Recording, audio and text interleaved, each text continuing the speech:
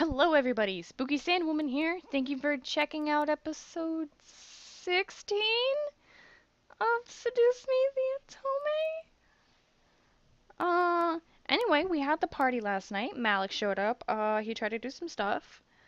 Um, and now we're having an existential crisis. Let's go on.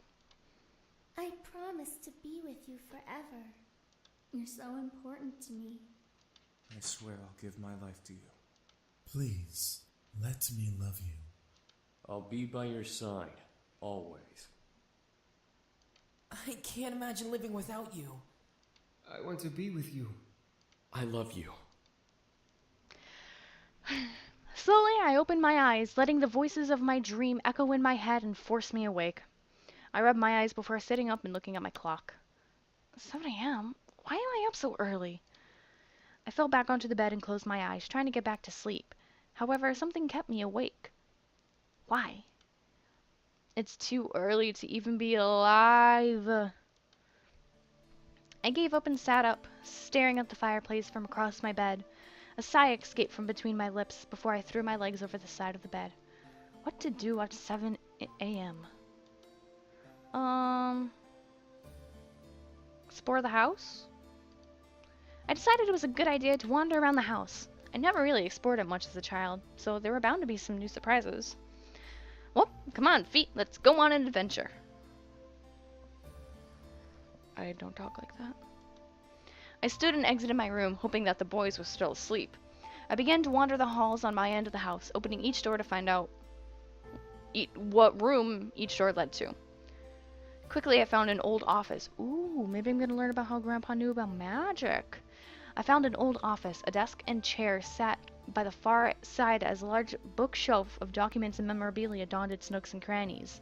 There were a couple of pictures of me growing up peeking from the shelf as I walked further into the room. I don't believe I've been in here before. I tried to recall memories of ever seeing this room, coming up with nothing as a result. This room is new to me. Did I want to disturb the furniture? I'm curious. I gently opened the shelves and any drawers I saw in the room, and a couple of them were books and even sewing kits. I assumed they were for my grandfather's toys, so I left them alone. One drawer, however, was locked, no matter how many times I pulled. Arrgh! Come on! Open! Nothing. It would not budge. The drawer beside it, though, it did, revealing a laptop. Why is there a laptop in a drawer? I don't know, to keep it there? I lifted it from the drawer and carried it over to the desk and chair, opening it. It was a high-tech laptop with a retina scanner as a pass lock. I was not sure whether or not to try to unlock it. Why not? I decided to try. I turned on the camera and leaned my face near the retina scanner, lining the camera up with my eye. To surprise, I heard a ping come from the computer before the screen opened to a desktop. Okay. Huh. Look at that. Is that a pun? Because you're looking at the camera? I'm gonna take it as a pun. Yeah. On the desk were documents and folders labeled with different aspects of the Anderson Company. Tax, profits, bylaws, products. The list went on and on. If I really did want to become the CEO of Anderson Toys Company, I had everything about it at my fingertips. Dad would sure be impressed. One icon, however, stood out from the rest. Virago. I double-clicked the icon, but no window came up. Instead, I heard a large click from the drawer that was locked. Ooh, Granddaddy, you fancy. What the? I slowly left my seat and walked over to the drawer, attempting to open it again. It slid open smoothly in the direction of my pulling hand, revealing 2 books. One was a plain black journal with a tie to keep it closed. The other was bound in leather with cryptic symbols all over the cover. I took out the journal and skimmed through it, seeing my grandfather's notes. They were all explanations and opinions on his findings of demon magic. He really did know about magic. I sat down at the desk and read through the journal further, finding drawings and sketches of symbols and magic circles, each with their own different meanings and effects. It was all fascinating. There was even a page of important spells to know. I read through them, trying to memorize them into my mind. I don't know what came over me, but I started to feel more energetic and more powerful simply reading my grandfather's notes. I was suddenly aware of the energy that surrounded my body and the power that was around the house. The more I read, the more powerful I became. However, my mind suddenly froze and I found myself walking back to the drawer, putting the book back and closing the drawer. The lock reset and I snapped out of it. Hi, Artemumu. What? What's the matter? Give me that butt. Come here. Okay, bye. Did you hear her? She's so cute. My baby. Huh? What? I shook my head and looked at the drawer, realizing what I had done. I walked over to the desk to reopen the lock, but suddenly felt the need to stop. Something held me back and didn't want me to pry any more than I already had. I was curious beyond belief, but I obeyed my thoughts for now. Eventually, I would come back and look into it. I returned to bed, feeling the weight of the morning drag me under my covers to try sleeping again. I had energy, but I wanted more sleep. It was Sunday, and nothing was happening today. Come on, eyes. Back to sleep. I shut my eyes and tried to slow my breathing. I looked at my phone to check the time once again. It was noon, yet I felt like I had slept much longer. Why is time going so slowly? I sighed, got changed into normal clothes, and went out to the main hall and sat on the stairs. Sundays were very boring. However, the muffled sounds of battle caught my attention. Huh? I quickly went out to the backyard in response to the noise I had heard. In the yard were all 5 of the boys practicing fighting. Sam was in the middle with the other 4 surrounding him and throwing punches and kicks at him. Sam, being the strongest of the bunch, blocked and dodged each almost masterfully. I don't think I should have done that. Sorry! I actually really regret this! All at once the boys looked at me, frozen in their movements. I just stood in the doorway staring at them after my outburst. James was the first to break away from the group, stepping towards me. Good morning. We apologize if we woke you up. It's actually afternoon? No, it's fine. I've been awake for a while. I'm sorry I interrupted. It's quite all right. We needed to stop anyway. We don't want to overwork Sam. Oh, come on, I can handle more than those pity punches. Pity punches. Your mind seems grateful that we've stopped. Shut up, Damien. Oh crap, we should probably make some lunch. I'm sure you're starving. I can handle lunch if you like. You all seem to be very busy training to beat Malix. I'll take care of it today. Whoa, seriously? Yeah, why not? I'm not useless. I know how to cook and do other stuff too. Well, no, I wasn't insinuating. What he means to say is that we'd be really grateful if you could make lunch today. No problem! As I turned to the kitchen, the boys went back to training. They seemed very determined to get better and to become stronger. Might as well make lunch today. It's been a while since I cooked. Lunch wasn't particularly hard. I decided to make chicken and rice, cold cut sandwiches, or a pizza. I really, really want chicken and rice. Gotta keep their energy and strength up with some protein. I took my time to make almost perfect chicken breasts alongside some rice. Cooking wasn't hard unless you didn't know what you were doing in the first place. I placed the food in the dining room. However, none of the boys were there by the time I brought the final dish out. Oh, my eyeball. I carried that dish to the main lobby, catching the boys separating into different rooms of the house. Part of me wanted to go to one in particular. Oh, we know which one I want to go to. The other part of me wanted to just leave them be and take the food in my hands to my room and eat. Maybe I could go out today while the boys focus on training. I want to find one of the incubi, please. I quickly rushed back and grabbed a second food dish before hunting down one of the boys. I looked down each hall, trying to find one of the incubi wandering so that I wouldn't have to go through each individual room finding them. I pursed my lips in irritation. Where the heck are they? Sighed, knowing that I would have to search for them in each room. I quickly turned and headed upstairs. I began to walk down a hall and opened a random door, peeking inside. Lucky enough, I found Damien in the study.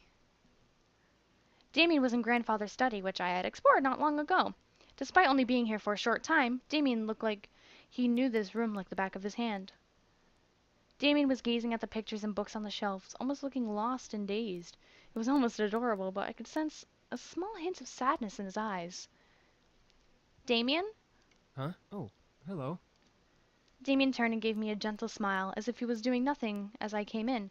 I entered the room and closed the door behind me. I was just looking at the books. They're very interesting topics.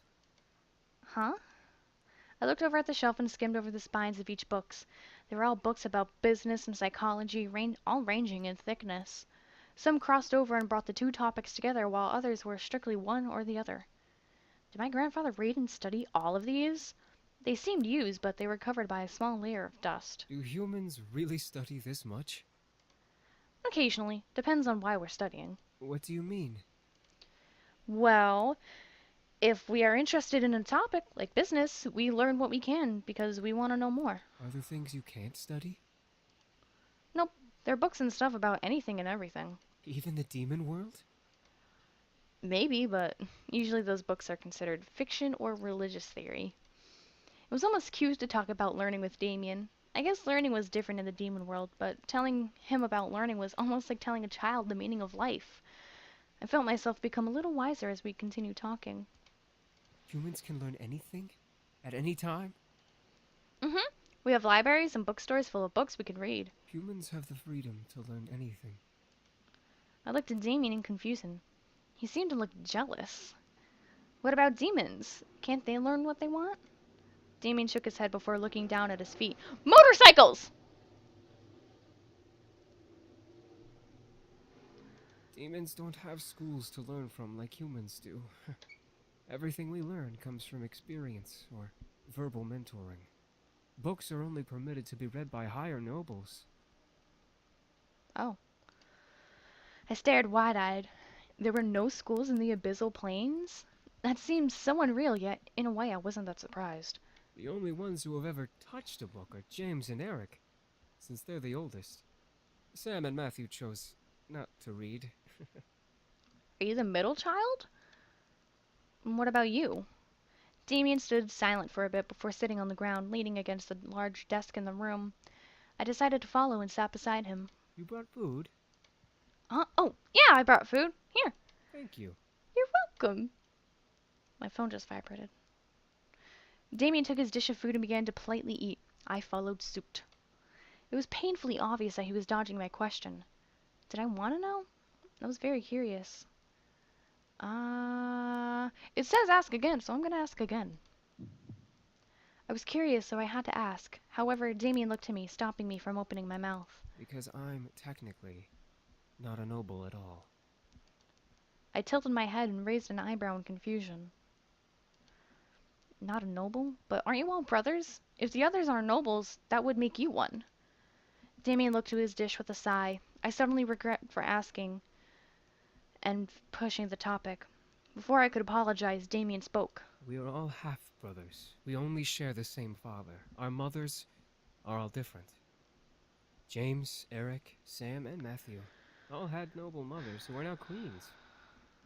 My mother was not a noble, and is not a queen.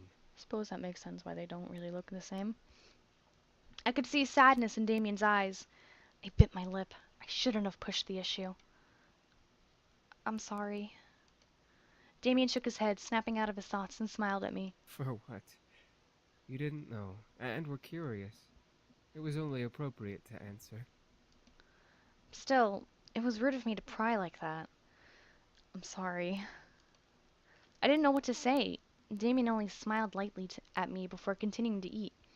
As he ate, my mind began to wander about the Abyssal Plains. What was it like? What did it look like? Was their castle big? How many servants did they have? My thoughts were halted by Damien's chuckling, most likely at my thoughts. I turned red in embarrassment. Sorry. You keep saying sorry when you don't need to. It's kind of cute. Also the story of my life, not being cute, just saying sorry when I'm not supposed to. I pursed my lips, but I couldn't stop a blush from running across my face. This was going nowhere. I went back to eating in futility, earning another chuckle from Damien. However, as a groan of pain escaped Damien's lips, I stopped and looked at him in surprise. Damien, are you okay? Yeah. It's nothing. Don't worry about it. I heard him gulp down and hide another groan, making me even more concerned than before. Damien? Cliffhanger! I'm gonna end this episode off here. I really don't know what's going on right now. I hope he's okay.